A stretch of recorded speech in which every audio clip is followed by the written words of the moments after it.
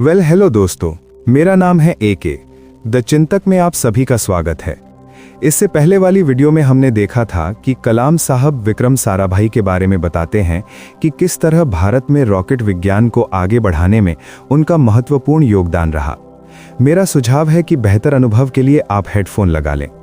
इसके बाद कलाम साहब कहते हैं कि ये जानना रोचक है कि देश के विभिन्न स्थलों पर हुई पुरातात्विक खुदाइयों में मिले धनुष इस बात का प्रमाण देते हैं कि भारत में 11वीं शताब्दी में ही लकड़ी, स्नायु यानी सिन्यु और सींग से बने मिश्रित यानी कॉम्पोजिट धनुषों का उपयोग किया जाता था।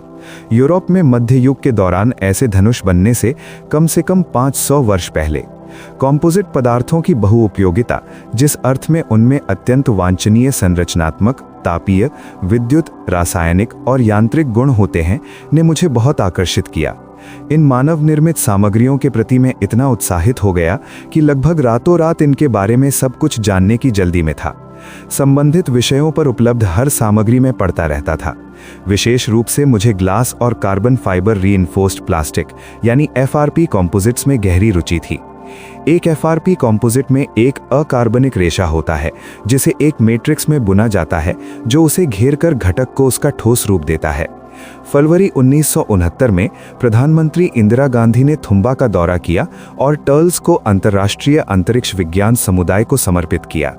इसी अवसर पर उन्होंने हमारी प्रयोगशाला में देश की पहली फिलामेंट वाइंडिंग मशीन का उद्घाटन किया। ये घटना मेरी टीम, जिसमें CR सत्या, PN सुब्रमण्यन और MN सत्यनारायण शामिल थे, के लिए अत्यंत संतोषजनक थी। हमने गैर चुंबकीय पेलोड हाउसिंग बनाने के लिए उच्च शक्ति वाले ग्लास क्लॉथ लैमिनेट तैयार किए और उन्हें 2 चरणीय साउंडिंग रॉकेटों में उड़ाया। हमने 360 मिलीमीटर व्यास तक के रॉकेट मोटर केसिंग भी वाइंड किए और उनका परीक्षण उड़ान द्वारा किया। धीरे धीरे लेकिन निश्चित रूप से थुम्बा में 2 भारतीय रॉकेट जन्मे। उन्हें आकाश के राजा इंद्र के दरबार की 2 पौराणिक नर्तकियों के नाम पर रोहिणी और मेनका नाम दिया गया। अब भारतीय पेलोड्स को फ्रांसीसी रॉकेटों से प्रक्षेपित करने की आवश्यकता नहीं रही। क्या ये सब उस विश्वास और प्रतिबद्धता के वातावरण के बिना संभव हो सकता था जिसे प्रोफेसर साराभाई ने इनकोस्पार में बनाया था? उन्होंने प्रत्येक व्यक्ति के ज्ञान और कौशल का उपयोग किया। उन्होंने प्रत्येक व्यक्ति को समस्या समाधान में सीधे तौर पर शामिल होने का एहसास कराया।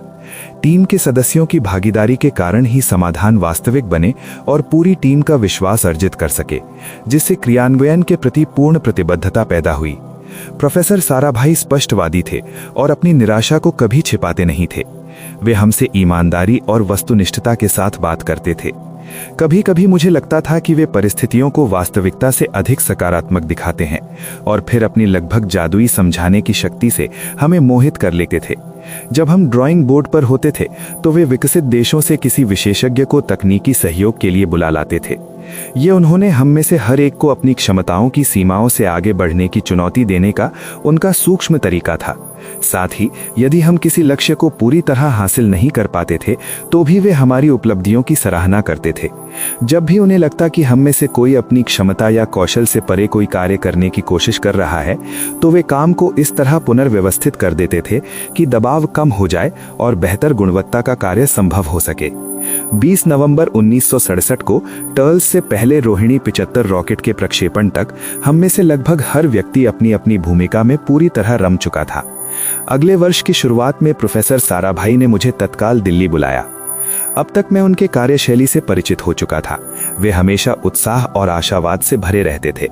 ऐसी मानसिक अवस्था में अचानक प्रेरणा की झलक मिलना स्वाभाविक था। दिल्ली पहुंचकर मैंने उनके सचिव से संपर्क किया और मुझे होटल अशोका में सुबह 3:30 पर मिलने को कहा गया। दिल्ली मेरे लिए कुछ अपरिचित थी और वहां की जलवायु दक्षिण भारत की गर्म और आर्द्र जलवायु के आदि व्यक्ति के लिए कुछ अनुकूल नहीं थी। इसलिए मैंने रात का भोजन करने के बाद होटल के लाउंज में ही प्रतीक्षा करने का निर्णय लिया। मैं हमेशा से धार्मिक प्रवृत्ति का व्यक्ति रहा हूँ, इस अर्थ में कि मैं ईश्वर के साथ एक कार्यकारी साझेदारी बनाए रखता हूँ। मुझे ये बोध था कि श्रेष्ठ कार्य के लिए मेरी अपनी क्षमता से अधिक सामर्थ्य की आवश्यकता है और वो सहायता केवल ईश्वर ही दे सकते हैं। मैंने अपनी क्षमता का ईमानदारी से आकलन किया, फिर उसमें 50% की वृद्धि की और स्वयं को ईश्वर के हाथों सौंप दिया। इस साझेदारी में मुझे हमेशा आवश्यक शक्ति प्राप्त हुई है और वास्तव में मैंने उसे अपने भीतर प्रवाहित होते हुए महसूस किया है। आज मैं ये कह सकता हूँ कि ईश्वर का राज्य आपके भीतर ही है, एक ऐसी शक्ति के रूप में जो आपके लक्ष्यों को पाने और आपके सपनों को साकार करने में आपकी सहायता करती है। आंतरिक शक्ति की ये प्रतिक्रिया कई प्रकार और स्तरों के अनुभवों से सक्रिय होती है। कभी कभी जब हम तैयार होते हैं तो उनके साथ उनका हल्का सा संपर्क भी हमें अंतर्दृष्टि और बुद्धि से भर देता है। ये किसी व्यक्ति से मुलाकात, किसी शब्द, प्रश्न, संकेत, यहाँ तक कि किसी दृष्टि से भी आ सकता है। कई बार ये किसी पुस्तक, बातचीत, किसी वाक्य, कविता की पंक्ति या किसी चित्र को देखने मात्र से भी आ सकता है। बिना किसी चेतावनी के जीवन में कुछ नया प्रवेश करता है और एक गुप्त निर्णय ले लिया जाता है। ऐसा निर्णय जिसके बारे में प्रारंभ में हम पूरी तरह अनजान भी हो सकते हैं। मैंने भव्य लाउंज के चारों ओर नजर दौड़ाई। किसी ने पास के सोफे पर एक पुस्तक छोड़ दी थी। उस ठंडी रात के छोटे छोटे घंटों को कुछ गर्म विचारों से भरने के लिए मैंने उस पुस्तक को उठा लिया और उसे उलट पलटने लगा। शायद मैंने केवल कुछ ही पृष्ठ पलटे थे। आज मुझे उस पुस्तक के बारे में कुछ भी याद नहीं है। वो व्यवसाय प्रबंधन से संबंधित कोई लोकप्रिय पुस्तक थी। मैं वास्तव में उसे पढ़ नहीं रहा था, बस अनुच्छेदों पर नजर दौड़ा रहा था और पन्ने पलट रहा था। अचानक मेरी दृष्टि पुस्तक में दिए गए एक अंश पर पड़ी। ये जॉर्ज बर्नार्ड शॉ का एक उद्धरण था। उद्धरण का सार ये था कि सभी समझदार लोग स्वयं को दुनिया के अनुसार ढाल लेते हैं, लेकिन कुछ ही असमझदार लोग होते हैं जो दुनिया को अपने अनुसार ढालने पर अड़े रहते हैं। दुनिया की सारी प्रगति इन्हीं असमझदार लोगों और उनके नवाचारी और अक्सर गैर परंपरागत कार्यों पर निर्भर करती है। मैंने उसी उद्धरण के बाद से पुस्तक को ध्यान से पढ़ना शुरू किया। लेखक उद्योग और व्यवसाय में नवाचार की अवधारणा और प्रक्रिया से जुड़े कुछ मिथकों का वर्णन कर रहा था। मैंने रणनीतिक योजना के मिथक के बारे में पढ़ा। आमतौर पर यह माना जाता है कि व्यापक रणनीतिक और तकनीकी योजना बिना किसी आश्चर्य वाले परिणाम की संभावनाओं को बहुत बढ़ा देती है। लेखक का मत था कि किसी परियोजना प्रबंधक के लिए अनिश्चितता और अस्पष्टता के साथ जीना सीखना आवश्यक है। उनका मानना था कि आर्थिक सफलता की कुंजी गणनीयता है। ये भी एक मिथक है। इस मिथक के प्रतिवाद में जनरल जॉर्ज पेटन का एक उद्धरण दिया गया था कि अभी तुरंत क्रियान्वित की गई एक अच्छी योजना अगले हफ्ते लागू की गई एक परिपूर्ण योजना से कहीं बेहतर है।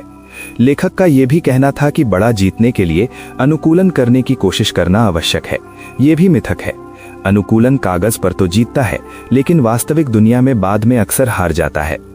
होटल लॉबी में रात 1 बजे 2 घंटे बाद मिलने की प्रतीक्षा करना न तो मेरे लिए और न ही प्रोफेसर साराभाई के लिए कोई बहुत समझदारी भरा प्रस्ताव था। लेकिन प्रोफेसर साराभाई के व्यक्तित्व में हमेशा से कुछ न कुछ अनौपचारिकता रही है।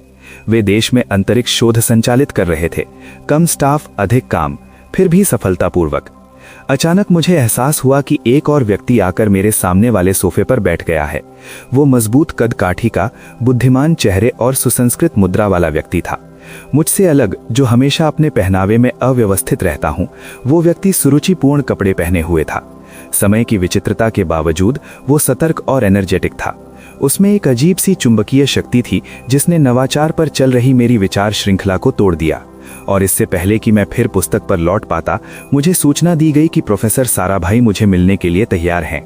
मैं पुस्तक को उसी सोफे पर छोड़कर उठ खड़ा हुआ।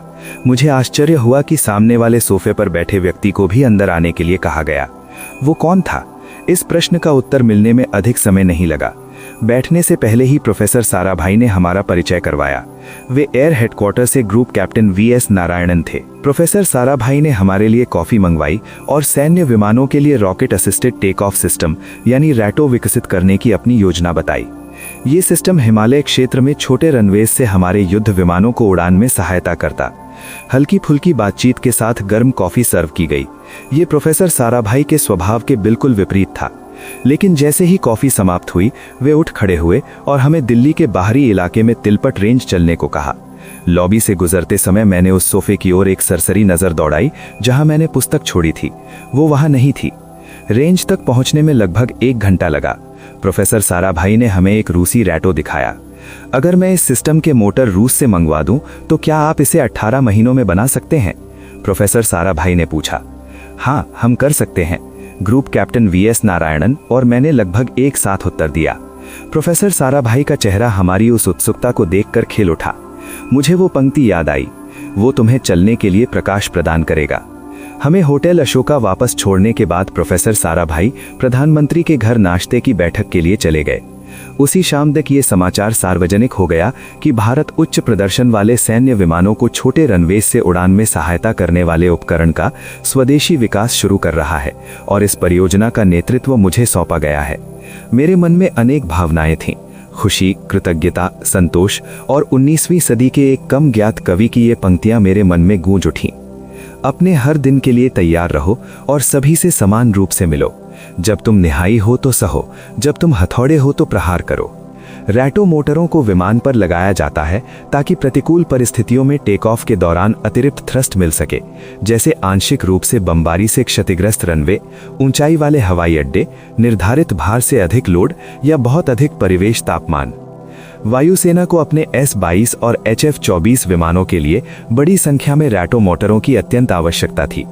तिलपट रेंज पर दिखाया गया रूसी रैटो मोटर 3000 किलोग्राम का थ्रस्ट उत्पन्न करने में सक्षम था, जिसका कुल इंपल्स 24,500 किलोग्राम सेकंड था। इसका